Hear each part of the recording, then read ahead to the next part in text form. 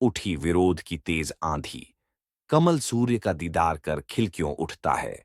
उसकी किरणों को समो लेने के लिए अपनी पंखुड़ियों की बाहें क्यों फैला देता है? क्यों एक तार जुड़कर दिन भर उसकी पूजा करता है? फिर उसे अस्त होता देख क्यों उसका दम ही निकल जाता है?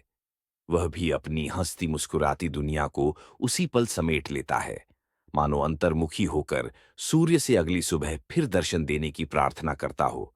उसका जागना भी सूर्य से है, सोना भी सूर्य से है, खिलना भी सूर्य से है, मुरझाना भी सूर्य से है। वही उसकी आशिकी, वही उसका हबीब है, उसके जुनून की हद है। ऐसा नहीं कि उसकी आसपास की दुनिया खाली है। कमल की जड़ों में कीचड़ है, फिजाओं में मंडराते भंवरे हैं, इर्द गिर्द इठलाती इतराती रंग बिरंगी तितलियां हैं। पर उसको इन सगे संगियों की खबर ही कहाँ। वह सूरज का है, सूरज उसका है, बस वह इसी नाते में मग्न है। पर एक दिन उसकी इस लीनता में खलल डालने के लिए उसके सारे जमीनी रिश्तेदार एकजुट हो गए। सबने अपने अपने शिकवों के साथ उस पर धावा बोल दिया।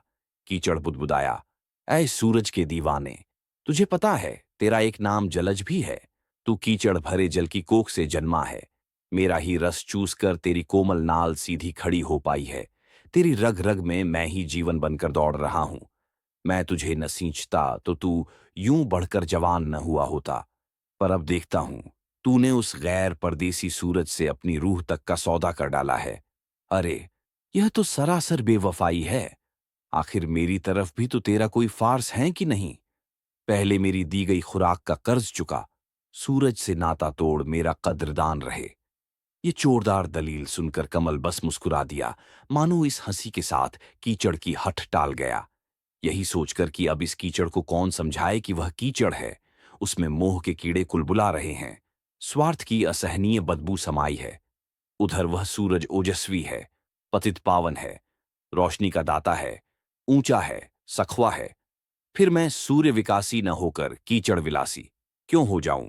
अपनी पंखुड़ियों को कीचड़ के गर्भ में क्यों रुलने दूं? इतने में भौरों की तेज गुंजार उठी। ऐ कमला, तू रस से भरा जरूर है, पर निष्ठुर भी कम नहीं। हम तो एक लम्हे के लिए भी तेरी जुदाई नहीं सह पाते। दीवानों की तरह तेरे इर्द गिर्द मंडराते रहते हैं, तुझे लुभाने के लिए मीठी तान पर गुजारते हैं, बार बार तुझे प्यार से चूमते हैं, तुझ में इतने डूब जाते हैं कि सारी सुध बुद्ध ही खो बैठते हैं। पर एक तू है जिसे हमारी कोई कदर ही नहीं। दिन ढलता नहीं कि सिकुड़ जाता है। हम बेसुध पगलों का दम घोंटकर खुद में दफन कर डालता है। वाह, क्या खूब सिला देता है हमारी वफा का तू। हमारे कीमती इश्क को कौड़ी भर भी नहीं आंकता। इस झिड़क को सुनकर भी कमल बेपरवाह रहा, यही सोचकर कि क्या आंखूं मैं मोल। जिसे ये अपना इश्क कहते हैं वह महज इनकी दिल्लगी है, स्वार्थ है। इनका मंडराना सिर्फ एक खुदगर्जी है। इनकी दीवानगी में लुटेरापन है।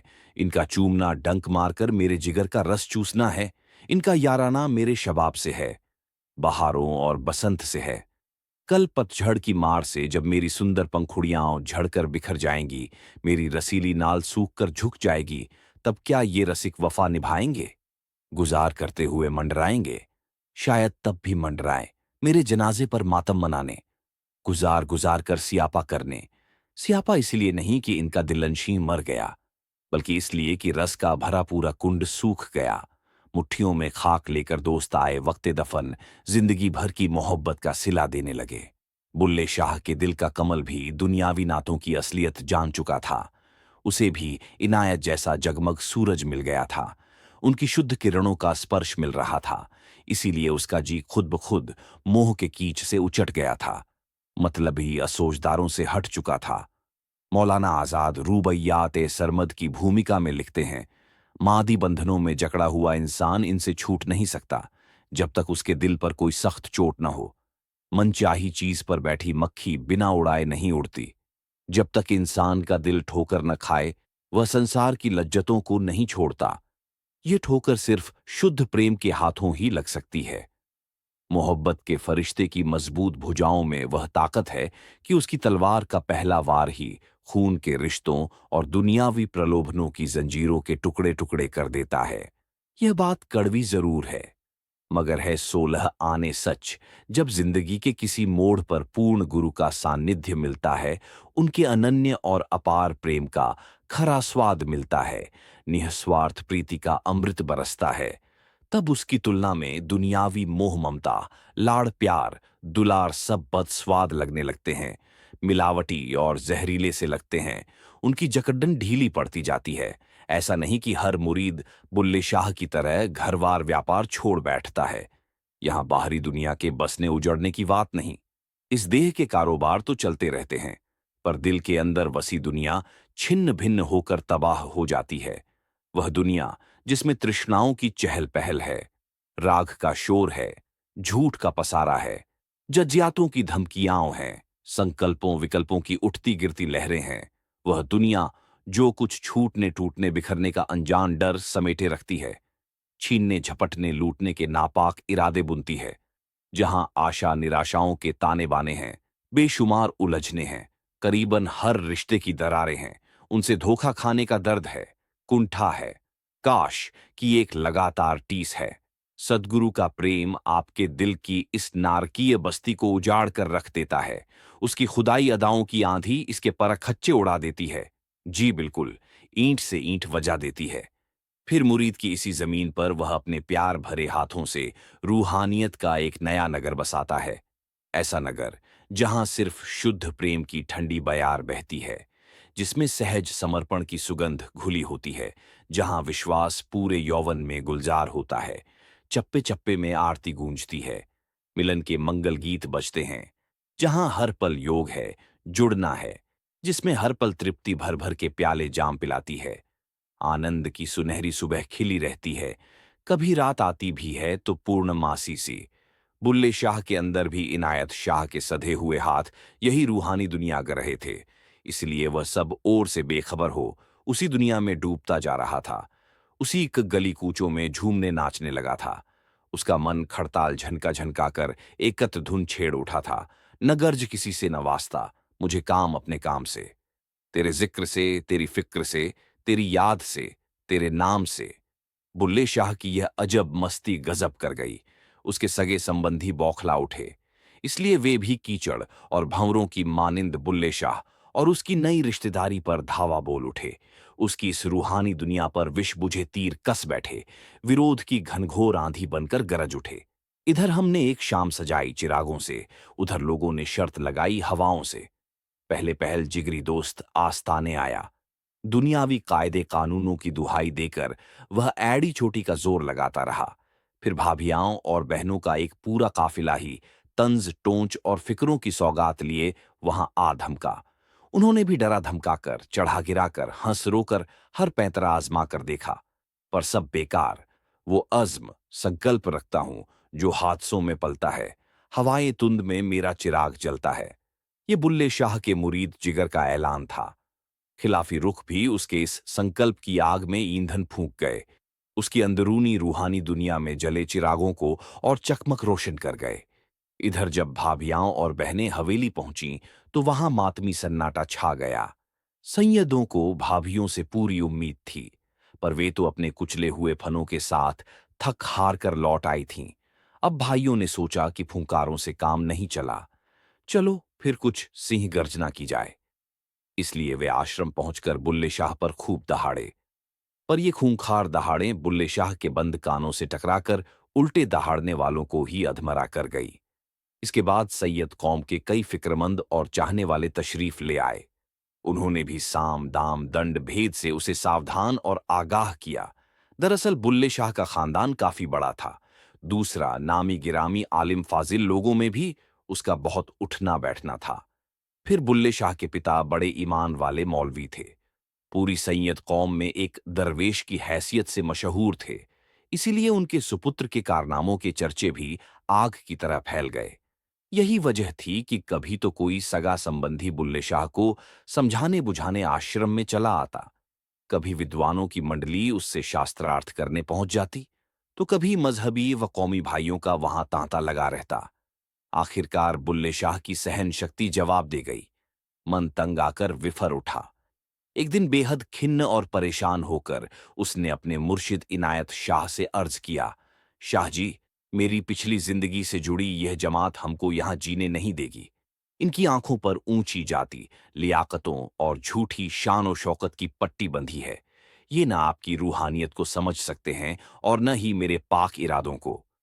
मेरे मौला, बेहतर यही होगा कि हम यह बस्ती ही छोड़ दें, किसी ऐसे दूर दराज इलाके में बसर करें जहां न कोई हमारी जात से वाकिफ हो, न हमारी कौम से और न हमसे।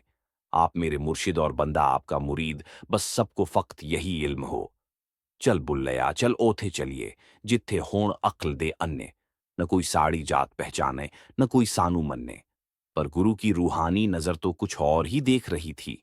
एक एक खिलाफी चोट पर अपने शिष्य में कुछ बनता हुआ निहार रही थी, कुछ गढ़ता हुआ, कुछ आकार लेता हुआ देख रही थी। उधर खिलाफी समाज में भी कुछ टूटता बिखरता और झुकता देख रही थी। इनायत शाह अनुभव कर रहे थे कि खिलाफत का द्वार एक ओर तो बुल्ले शाह का निर्माण कर रहा है, उसकी मुरीदी की जड़ें गहरी कर रहा है।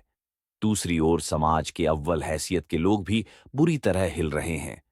उनकी बुल्ले शाह से जिरहबाजी कहीं न कहीं उन पर असर डाल रही है। उनके अक्खड़ दिल के किसी कोने को जरूर छू रही है, उन्हें रूहानियत की ओर बढ़ा रही है। इसलिए यह दौर उनके यूरीन और समाज दोनों के लिए क्रांतिकारी है, परिवर्तन की तैयारी है। इसलिए उन्होंने गंभीर होकर बुल्ले शाह को कहा, नहीं बुल्ले शाह, ये आस्थाने को छोड़ना वाजिब नहीं। खुदा की रचा में राशि रही, उसकी हर चख्शीश छम रूहानी राज्य होता है। बुल्ले शाह वह रूहानी राज्य तो जान न सका, मगर उस पल उसने अपने मुर्शिद की नजरों से एक नूरानी जाम जरूर पी लिया। ऐसा जाम जिए पीकर उसकी डिग्गी रूह मस्त हो उठी। गमगीन मन में मुर्शिद का जलाल समा गया। बेकरारी की जगह जिगर में जुनूनी जश्नों का जलजला उठा। एक जिद चढ़ गई, अगर तलब है उन्हें बिजलियां गिराने की, तो हमें भी जिद है यहीं आशियाओं बनाने की। हम एक शायर ने संसार के सताए हुए दो आशिकों की अलग अलग भावनाओं को बाखूबी बयान किया है। पहले आशिक की तरफ से अर्ज किया है, शवे बिसाल मिलन है, गुल कर दो इन चिरागों को, खुशी की बज्म में क्या काम जलने वालों का। फिर दूसरे प्रेमी के जज्बातों को कुछ इस अंदाज में रखा, शबे बिसाल है, रोशन करो चिरागों को, खुशी की बज्म है, जलने दो जलने वालों को। पहले तो बुल्ले शाह का नजरिया भी पहले प्रेमी के मानिंद हो गया था। उसने इस भभकती दुनिया से दूर भाग जाना चाहा, एक ऐसी जगह जहां सिर्फ खुशी और मोहब्बत की बज्म हो, जहां सुलगती दुनिया की मशालें गुल बुझी हों। पर मुर्शिद इनायत के चंद लफ्जों ने उसकी सोच पलट कर रख दी। उनकी नूरानी आंखों की अनकही बोली ने उसे बहुत कुछ समझा दिया, उसे दूसरे प्रेमी का नजरिया दे दिया।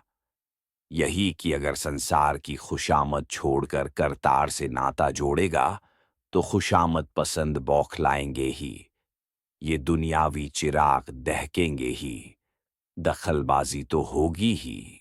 सो होने दे, जो जलते हैं उन्हें जलने दे। तू खुदा परस्ती की वज्म में खो जा, इन खुद परस्तों के अंगारों चिंगारियों को अनदेखा कर, जलवा ए नूर की चमकार आंखों में बसा ले। मुर्शिद की इस सीख ने बुल्ले शाह की ठहरी हुई जीवन घड़ियों में तेज रवानगी भर दी। उसके रुआं से दिल को जिंदा दिली बख्शी, मानो उसके लटके हुए कंधों को थपथपा दिया। बुझदिली को तो जैसे बुहार कर बिल्कुल बाहर ही कर दिया। इस वजह से बुल्ले शाह के अंदर से एक बगावती गूंज उठी, कुछ ऐसी सी, हम वो पत्ते नहीं जो शाख से टूट जाया करते हैं। आंधियों से कहो कि औकात में रहें। हम क्यों अपने आस्ताने, अपने वतन की जमीन को छोड़कर कहीं जाएं? हम क्यों पीठ दिखाकर रुखसत हों? क्यों न पुरजोर होती इन खिलाफी आंधियों को ही औकात में रहना सिखा दिया जाए, एक पुख्ता सबक पढ़ा दिया जाए। बुल्ले शाह का मन इनकलाबी नारे लगा उठा। दिलो दिमाग पर एक जुनून सवार हो गया। अब जरूर कुछ ऐसा करूंगा कि ये रिश्तेदार मेरा पीछा छोड़ दें। ये ऊंची नाक वाले सैयदी मुझे देखने से कतराए, मुझसे नफरत करे, ताकि मैं इनके लिए जीते जी ही मर जाऊं। ये मुझे बेअदब वाहियात कुछ भी कहें, बेशक पागल करार दे दें, पर आजादी बख्शें। मेरी जिंदगी में अब और दखल न दें। एक ऐसे ही फाकामस्त मुरीद हुए हैं स्वामी राम तीर्थ। जब उन्होंने फकीरी की राह चुनी, तो उनके परिवार वालों ने भी विद्रोह किया। उन्हें वापस लिवा लाने के लिए बहुत संदेशे भेजे। कहते हैं, जवाब में रामतीर्थ ने उन्हें एक करारा खत लिखा। खरे शब्दों में झिड़का। क्या कभी किसी ने एक मरे हुए को लौटने का संदेश भेजा है? मैं मर चुका हूं इस मायामय दुनिया और इसके बाशिंदों के लिए। इसलिए एक मुर्दे को वापस बुलाने की बेकार कोशिश न करो। हाँ, अगर वाकई मुझसे मिलने की इच्छा है, तो मेरे जैसे बन जाओ।